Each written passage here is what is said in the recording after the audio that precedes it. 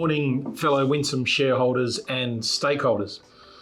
I'm Chris Evans, Managing Director of Winsome Resources, and I'm here today on this webinar to give you a bit of an update on our operations in Quebec, particularly since we've recently recommenced after a fairly lengthy ban of 8 or 9 weeks with the wildfires in the area. As we speak today, we've got 1 drill rig operating at Edina, but that's going to ramp up to 5 drill rigs over the next few weeks. This week, we were very lucky to bring a Puma heavy lift helicopter into site, where it lifted in a dozer into Edina. And that's the first stage in our Edina operations, or 4 of the rigs at Edina becoming ground-based or track-mounted rather than being lifted continually by helicopters. And this will significantly increase the penetration rate for our drill rigs as we move towards our Maiden Resource drilling. If anything positive can be taken out of the recent wildfires, it's the fact that quite a bit of bush and growth was removed from the surface in the fires. And what this has done is exposed a lot of pegmatites over all of our ground. So we've now, in addition to the drill rig operating, until the others arrive in the coming weeks, we've got the remainder of our geologists and field crews out in the field at Canset, Edina and at Tilly, investigating, amongst other things, the many pegmatite outcrops that have now been exposed. So we're looking forward to seeing results of that and then doing follow-up exploration after they've been reported. Things I particularly wanted to talk about today was the 3 research reports that have recently been put out on us. Firstly, Euroz Hartley's, secondly Canaccord, and most recently this week, Foster's have put out a research report. Now, all of those we think had quite encouraging early indications of what our resource may be. Both Canaccord and Euroz Hartley's and in fact Foster's all referred to somewhere in the region of 30 to 50 million tonnes from Maiden Resource, with a stretch case if there's continual mineralisation of up near 100 or above 100 million tonnes. Now, we think that is accurate based on the information that they had at the time, but there's a couple of interesting things that they didn't have the benefit of when they wrote these reports. And I just wanted to briefly talk about those today because these really highlight where we see the upside for our resource. Now, I'm just going to refer to my screen for a second, and up on your screen will pop the map of Edina, but also with the Jackpot boundary now on top of it. And if you recall, we acquired the Jackpot property about 8 weeks ago, maybe a bit more, and that increased our land holding by 50% at Edina. Now, we think that Jackpot is very prospective, firstly for mineralised pegmatites, but also it's very useful to have additional land when we're developing this project to place infrastructure. But to talk particularly about the exciting things we see with Jackpot, and it's mostly to do with gravity surveys. Now, you should see on your screen now a recent slide we put out that shows the extent of the gravity surveys thus far at Edina. And again, none of the research analysts had the benefit of this information, but what it shows is there's the 3.1 kilometre strike length that we've already been talking about, that we've identified mineralisation over at Edina, and that's what all those analysts refer to. 3.1 kilometres, and if it's reasonably consistent over that entire length, they estimate in the order of 100 million tonnes or more. But what they didn't know is that we've got additional gravity targets, which you should be able to see on your screen now, moving even further to the north of the main zone, and they're highlighted in black. Now, these targets would indicate that there's pegmatite there. We, of course, don't know whether it's mineralised yet, but we do hold out strong hopes for that. And you'll note that particularly to the north of the 3.1 kilometre strike length, those pegmatites that appear to be indicated by the gravity are moving towards the Jackpot property. So we see a great amount of potential there. And then even further to that, to the southwest, below the original mineralisation, which we're calling the ridge zone, there are further gravity targets indicating potential pegmatites.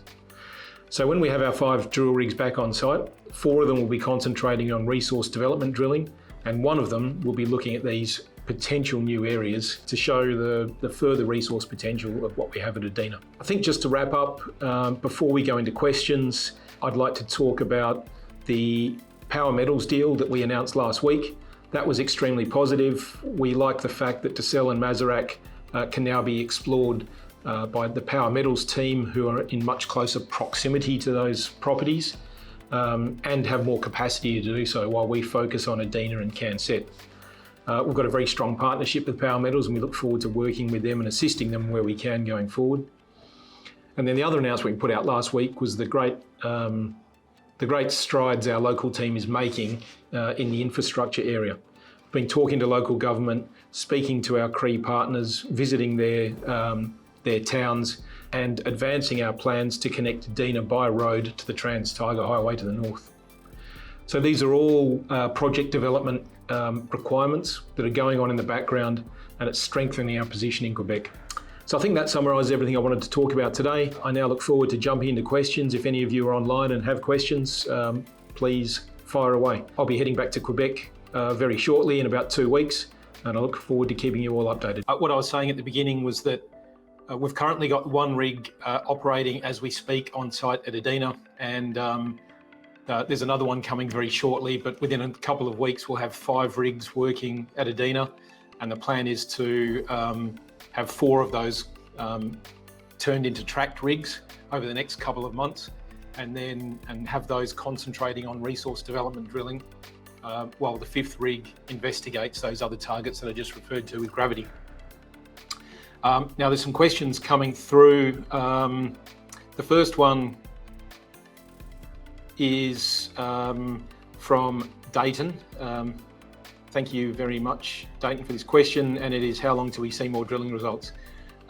We literally just got the assays through from the final 9 holes that were drilled prior to the bushfires. There's a whole series of reasons why they were delayed so much.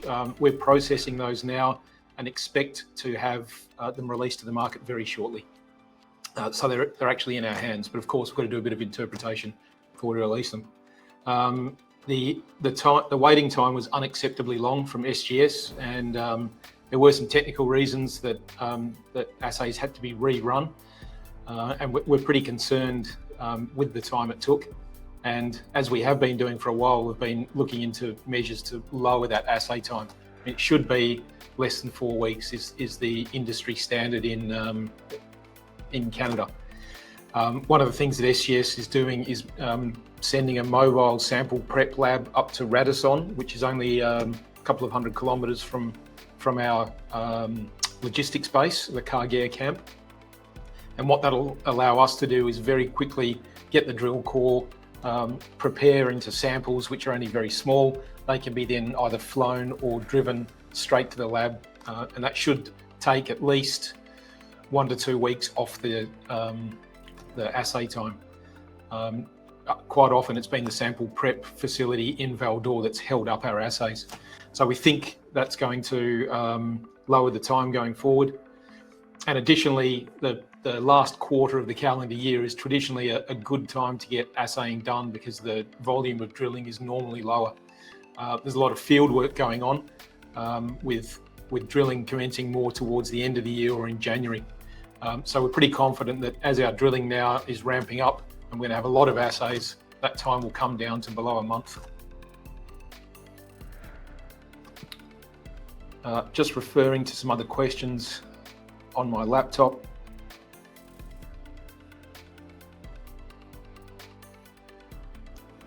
So there's a question as well about how long until we announce the Maiden Resource.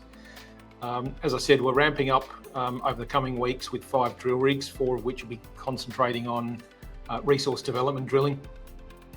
We're fairly confident. The 8, near a 10-week delay that we suffered as a result of the fires certainly set us back a bit. It's not going to be detrimental in the grand scheme of things, but we're still pretty confident that by the end of this year, we will have sufficient drilling to be able to put out a maiden resource of a globally significant size. So that means in the first quarter of next year, we expect to be able to publish the maiden resource at Edina.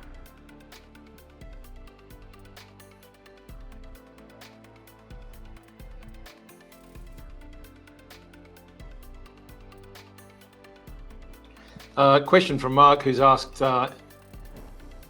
How did the company get the name Winsome, and does the company have enough funds to pay for a 50,000 metre drilling program? Winsome's an interesting one. It all had to do with the way we wish to list on the ASX, or the ASX advisor. There were some openings. Let me go back. There were some openings with the letter W when we were applying for a name, and I was casting my mind around for the name Winsome, for a W name, and Winsome popped up, and it means attractive or pretty looking. It's a not very common woman's name, Winsome. But then I also thought that a lot of shareholders would think of win some, lose some, and it would hopefully stick in their minds and be a memorable name. So that's how we came up with it. And we've got $42 million in the bank as of the end of the last quarter. That's more than enough to complete our planned drilling, and gives us quite a bit of runway well into post publication of our resource. There's a question from Gino here. Thanks, Gino, that says, what sort of field programs are planned for Jackpot? Has the gravity survey been completed, and when do we expect to mobilise? Jackpot essentially now is part of the Edina property. As you probably saw from those diagrams I put up during the webinar, there's still some areas on the main Edina property that we need to do gravity surveys, and we just announced some mag and radiometric the other day. So that'll be done over the entire property, both Edina and Jackpot. And that'll develop some targets so that we can consider the properties as one with the same information over both of them in the coming month or so, once the surveys are complete and the data's processed, and then we can fully investigate all the targets over Edina and Jackpot.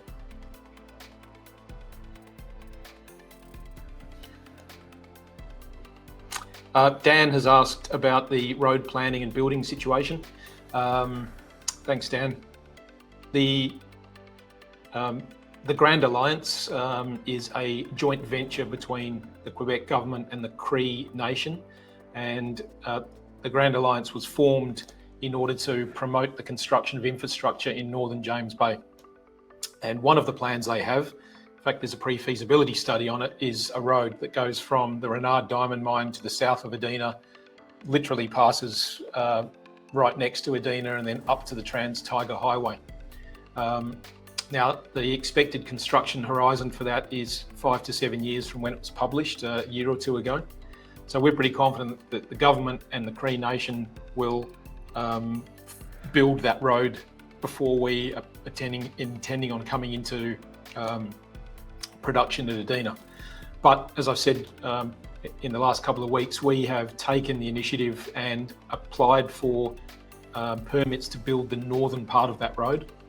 And the way we see that developing is a snow road over the coming winter, followed by an all-weather road to be built in the latter half of next year once the snow melts. So that'll mean we have all-weather road by the end of 2024 calendar year. We've walked that route with our environmental survey team, and we've taken Cree partners on the proposed route. They're advising us on the best route. And that's the key to making sure we get our approvals. Make sure the Cree traditional landowners approve of the route and it doesn't interfere with any of their land or traditional activities. So the timetable I just referred to is the one that we think is achievable. Snow road over the coming winter, and then an all-weather road to be constructed in the latter half of next year.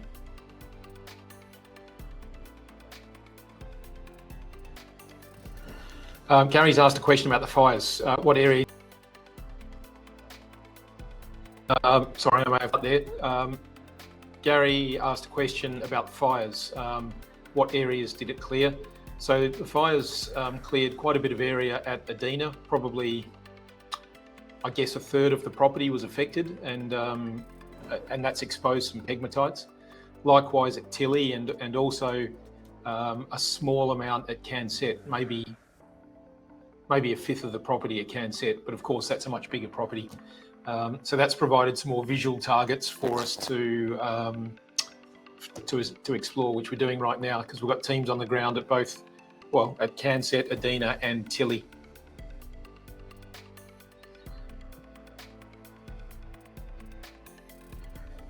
Hasmi's asked a question about the rising cost of inflation and how Winsome intends to go about managing cost going forward and planning for capital raises.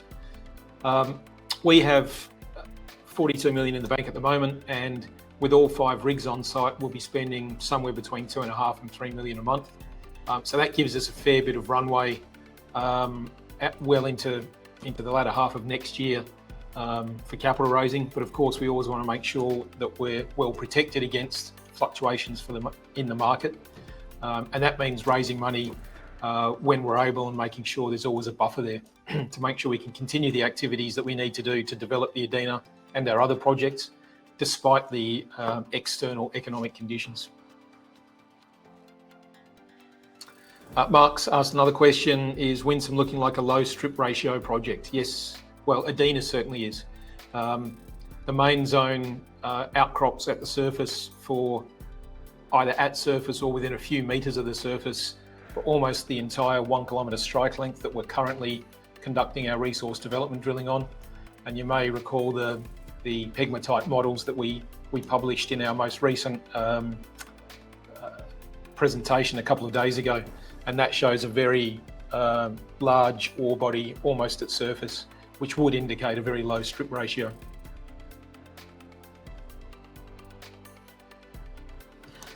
Alex is asking, how do I define globally significant? It's not an exact science, but I think globally significant means that, well, it's certainly going to be significant in terms of Canadian projects. It'll be in the top few. Ultimately, it'll be in the top few Canadian hard rock projects as we continue to drill, and I think that'll place us amongst. Well, a part of globally significant means in a tier 1 jurisdiction, which of course we are. So between Western Australia and Canada, there aren't too many other tier 1 jurisdictions to develop hard rock projects. And so amongst those 2 jurisdictions, we believe that our resource will really stick out. Gary's asked a question, how many approximate metres for Maiden Resource in Q1 2024? We anticipate that between now and the end of the year, we'll be able to drill another 20-odd thousand metres. So that'll mean that there's about, given the 23,000 we've already drilled, there'll be somewhere between 40 and 45,000 metres that we anticipate will contribute towards the Maiden Resource.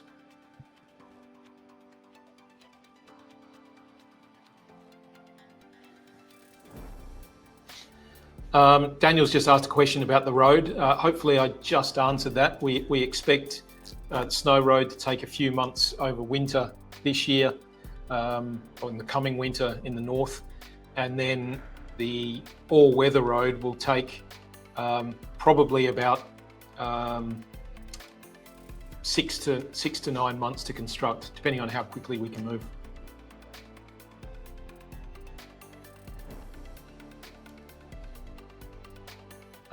Dan's asked a question about drill spacing and the spacing required to get a resource to Maiden, a resource estimate versus spacing of drilled holes. But we currently have spacing of approximately 100 by 100 metres. It depends, the spacing is directly proportional to how much of the Maiden Resource we want to be in the indicated or the inferred category. For indicated, you need closer drill spacing. We're yet to decide exactly what that split's going to be, but the drill spacing we intend to have over that, the main zone and footwall zone and the kilometre strike length will be sub 100 by 100, somewhere between 50 by 50 and 100 by 100, depending on the consistency of the ore body in that spot, and a couple of other geological factors.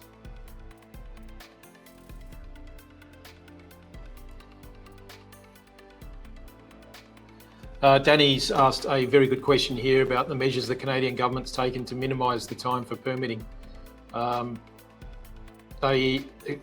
Quebec doesn't have a great track record, as I've said before, in permitting lithium projects. If you look at critical elements and perhaps Alchem's James Bay project.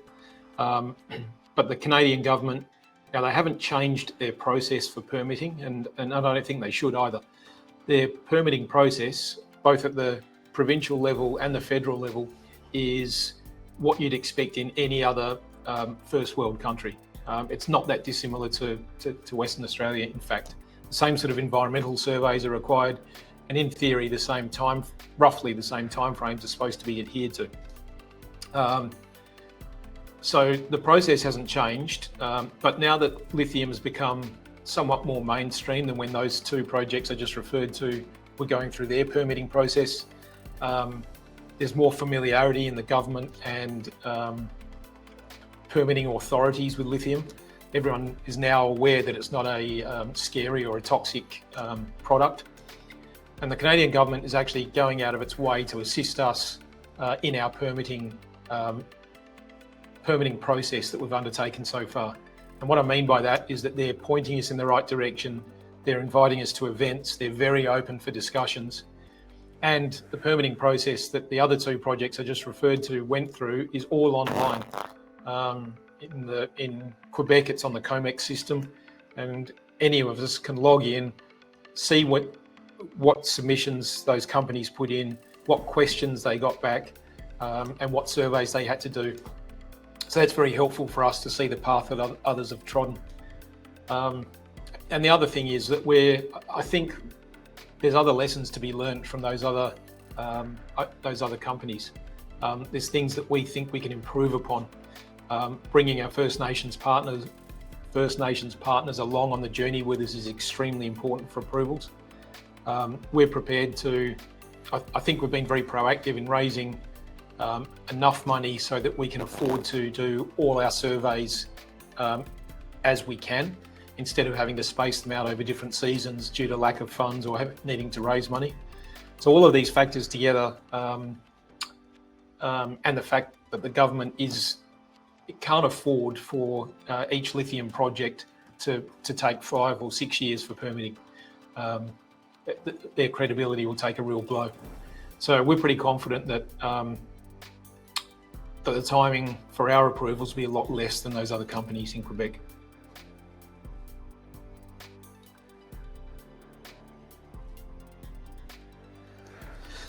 Stephen's asked, how has the Patriot battery metals latest results and announcements benefited or hindered Winsome in what's a fairly underexplored region of Quebec?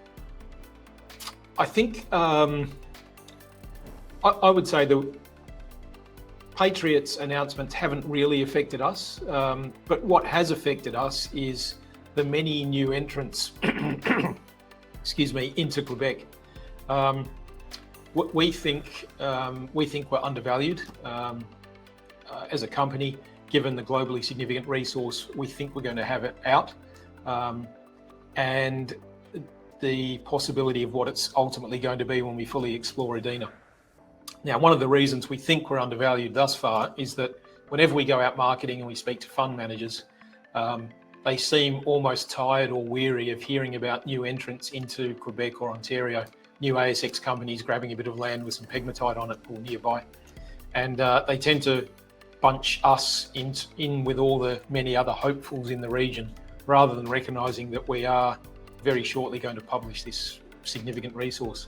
And so that's something we need to do to distinguish ourselves from those other many entrants. It's probably the best comment I can make about Patriot and the underexplored nature of the region.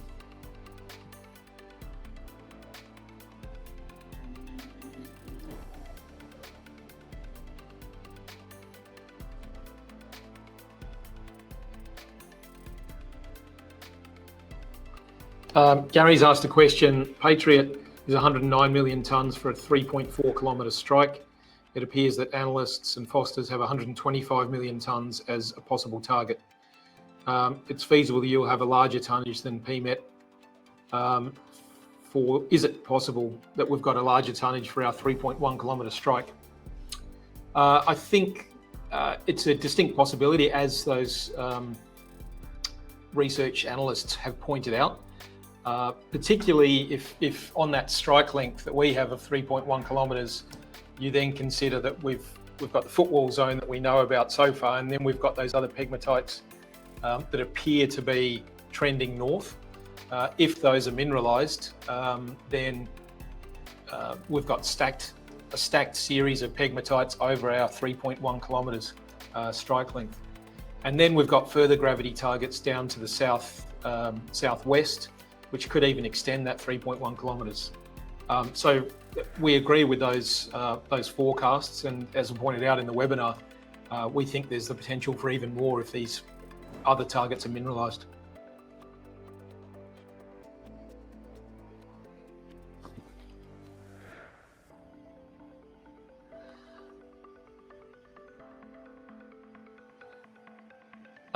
Victor's asked, are we being looked at as a takeover or as a partner in the future? I think I've made no secret of the fact that we are being approached by a whole lot of potential strategic partners, and that's ranging from car manufacturers to mining companies.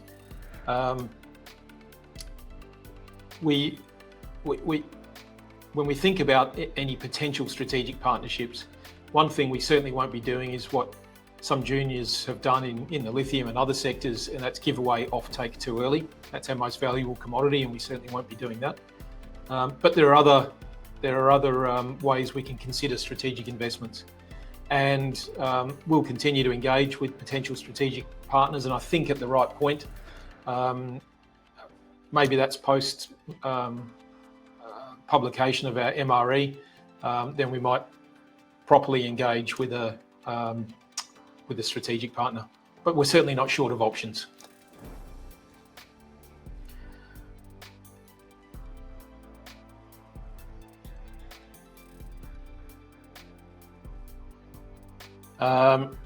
John's asked a question about, can we share any insights in any non-binding offer for Winsome?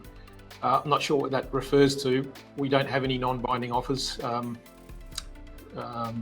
with Winsome at the moment. As I just said, we're just being approached by a whole range of potential strategic partners.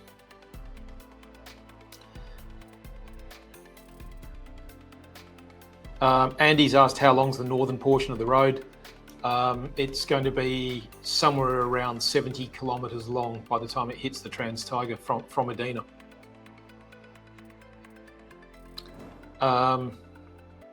Alex has asked, is Edina amenable to DMS processing?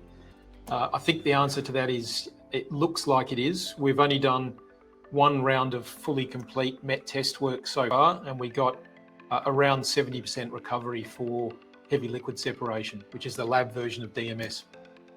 That bodes well for a DMS only operation, but there's a whole lot more MET work required and variability test work to confirm that. We'll also be doing flotation work to see what the full recovery can be if we use both processes.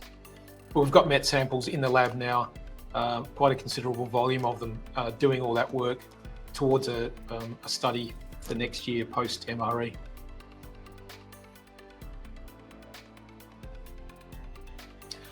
Stephen's asked about, with the new drill assays in hand, when we expect announcement. It typically takes us a couple of days to process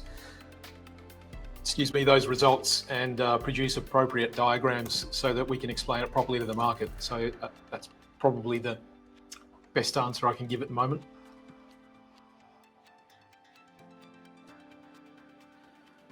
Lee's asked, do we need another capital raise before the MRE is published? Well, we're spending, with all 5 rigs on site, 2.5 to 3 million a month, and we've got 42 million in the bank. So that can tell you it's approximately what our runway is. It's well into next year with our current bank balance.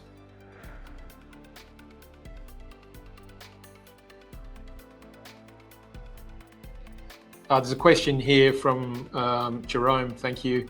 Have there been any discussions with the owners of the mining license to the south? Perhaps I think you're referring to the Gallonee project immediately to the south of Edina, which is owned by Azimuth Exploration. They're a TSX listed company. We speak to Azimuth like we do to all of our neighbours in the area, looking for areas of cooperation. So the answer to that is yes, we're having discussions, but they've announced their own plans to do some exploration in that area, and we'll see what they find out, and we'll see what areas of cooperation might be possible.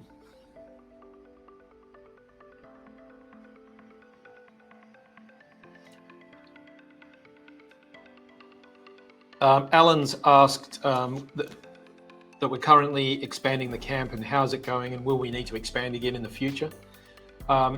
The process is going well. Our approvals, it's approximately a 6 to 8 week process to construct the expansion of the camp, and we need to have that done by sort of November, by the time the freeze comes in.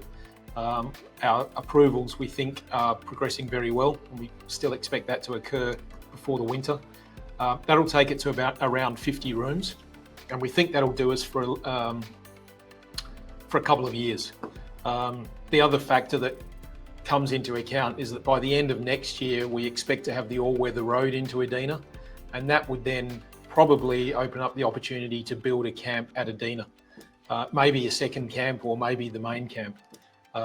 So we want to keep our options open, but in short, we think the 50 rooms that we will have by November will be sufficient for at least the next 12 months.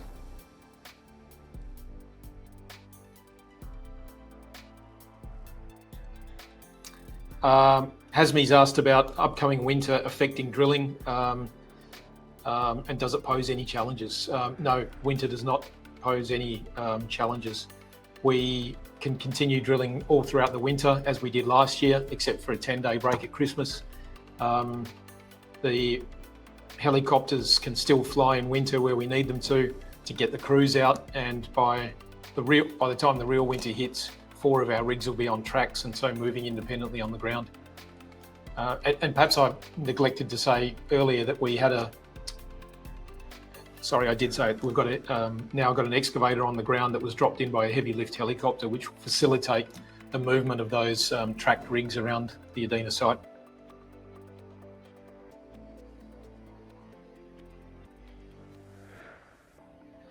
Anton's asked, is Winsome still able to provide observed spodumene on visuals in announcements, or has the ASX stopped this? I don't think the ASX has stopped it. I think we're at a phase now where we don't need to put out visual results. I mean, it is risky, and the ASX is very particular about how we report those visual results. But the key for us is we're not that news hungry that we can't wait a couple more weeks for assays. So it's unlikely we'll be putting out visual results going forward.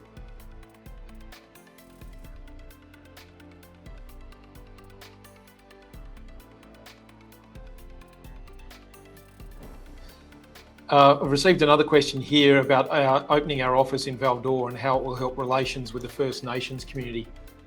We think it's a real big step for us opening an office in Val-d'Or.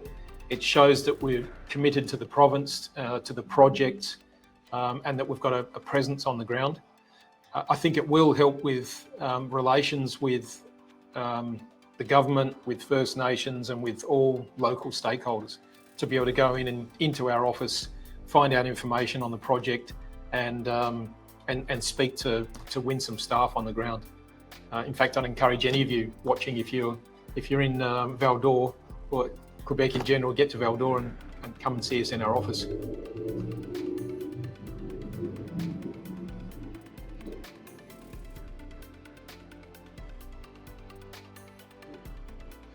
Gary's asked, have we been approached for strategic deals post Albemarle PMT deal and recent broker reports? Hopefully I answered that before. We've been engaging with a whole lot of potential strategic partners for quite a while now, and we're still trying to come to terms with what the right strategic deal might be without giving away too much, and the best time to do it so that we can capture the most value from that deal for our shareholders.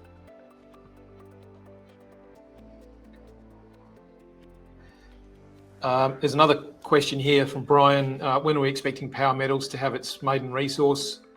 And do we see more strategic value in either the cesium or the lithium at Case Lake? Our primary interest at Case Lake is the lithium. We consider ourselves a lithium-focused company. And once there is a maiden resource, that the off-take rights we have, we think will be very powerful.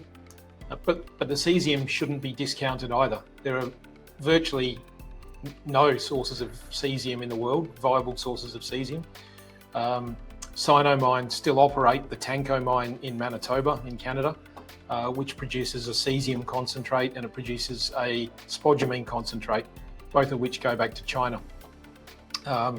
With an operating plant there to produce cesium concentrate, there's an obvious synergy between Case Lake and the Tanko mine, and that's why Sino Mine previously owned the offtake, which we purchased off them.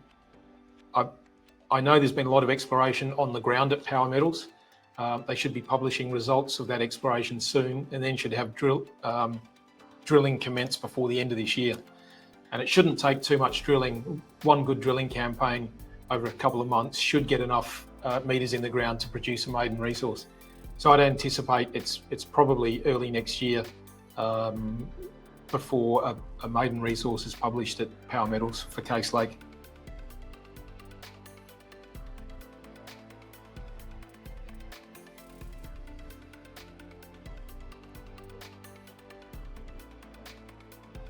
I'm just reading through a few of these questions. Some of them I think I've already answered. So Daniel's asked, once the maiden resource comes out, how is Winsome planning to market its globally significant resource to distinguish itself from other entrants? I think the resource will do a lot of marketing of itself, but we already undertake regular marketing in Sydney and Melbourne on the Australian market. I've done a marketing campaign in London this year, and in New York and in Toronto. So we'll continue to do that. And our local teams on the ground spend quite a bit of time speaking to funds and other potential investors in Canada. Once we've got that resource out, it'll only improve our ability to do it. I think I'll take one more question because we're almost out of time.